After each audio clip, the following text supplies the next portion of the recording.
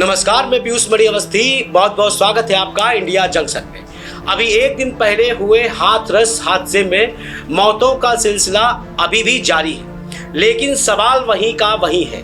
आखिरकार इतने बड़े हादसे की वजह क्या? यहाँ पहुंची महिलाएं किसके बुलाने पर आई थीं? और अगर 2 लाख से ऊपर लोग यहाँ मौजूद थे तो इसकी परमिशन क्यों नहीं, तय संख्या क्यों नहीं बताई गई? ये कुछ ऐसे सवाल हैं जो सीधे सवाल उठा रहे हैं भारत में पनप रहे अंधविश्वास पर। अंधविश्वास के चलते किस तरह से यहाँ मौतें हुई, क्या थी इसके पीछे की वजह, ये सब कुछ हम दिखाएंगे। इंडिया जंक्शन की स्पेशल रिपोर्ट, अंधविश्वास में मौतों का जिम्मेदार कौन? हाथरस कांड को लेकर राज्यसभा में 2 मिनट का मौन रखा गया। हाथरस कांड की जिम्मेदार भाजपा सरकार अखिलेश ने इस बात को खुलकर कहा, ये जो हादसा हुआ है इसमें सरकार की पूरी लापरवाही है। ऐसा नहीं है कि सरकार को यहाँ आयोजित होने वाले इस कार्यक्रम की जानकारी न रही हो। न ऑक्सीजन, न दवा, न इलाज, सीधे तौर पर प्रशासन ही जिम्मेदार है। इधर अखिलेश सरकार के खिलाफ सवाल दाग रहे थे तो उधर अखिलेश के समर्थन में ही राष्ट्रीय जनता दल सांसद मनोज कुमार झा ने भी सरकार को घेर लिया और कहा, क्या देश हादसों का देश बनकर नहीं रह गया है? एक दिन श्रद्धांजलि, 2 लाख रुपयों का मुआवजा और फिर जनजीवन सामान्य। हमेशा की ही तरह सरकारों की इस मामले में भी व्यापार वाली सोच दिखाई दे रही है। इसी तरह आज़ाद अधिकार सेना के राष्ट्रीय अध्यक्ष अमिताभ ठाकुर ने भी हाथरस कांड में प्रवचनकर्ता भोले बाबा और दोषी पुलिस और प्रशासनिक अफसरों के खिलाफ FIR दर्ज किए जाने की मांग की है। इन सभी बातों पर विराम लगाते हुए मुख्यमंत्री योगी आदित्यनाथ ने विपक्षी दलों को फटकार भी लगा दी।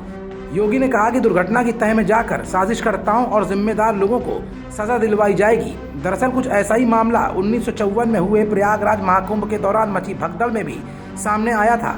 हाथरस का मामला भी देश का दूसरा सबसे बड़ा हादसे का मामला बन गया है। ये मामला इतना गंभीर था कि लाशों को देखकर वहां तैनात सिपाही की हार्ट अटैक से मौत तक हो गई।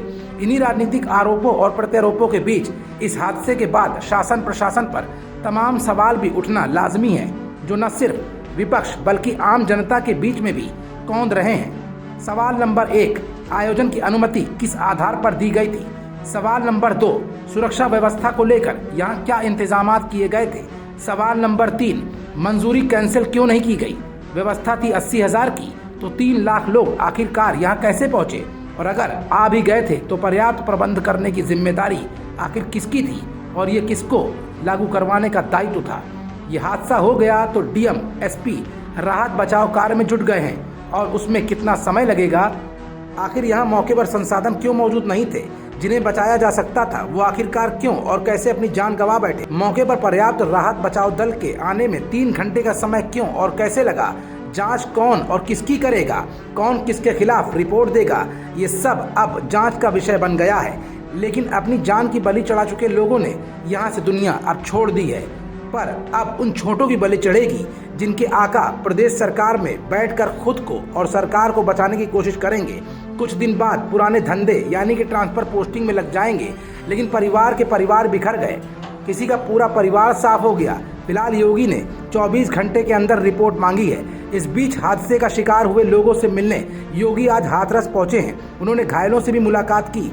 मैनपुरी में फिलहाल पुलिस ने भोले बाबा को हाउस अरेस्ट कर रखा है। कार्यक्रम में शामिल होने आए 134 लोगों की इस हादसे में मौत हुई है।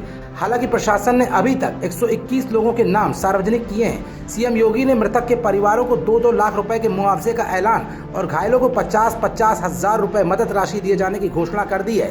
इस घटना में मुख्य रूप से बाबा भोले के सेवादारों का नाम आ रहा है।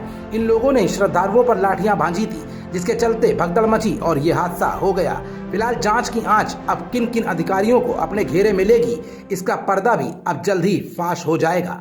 खबरों से जुड़े रहने के लिए सब्सक्राइब करें हमारा चैनल इंडिया जंक्शन।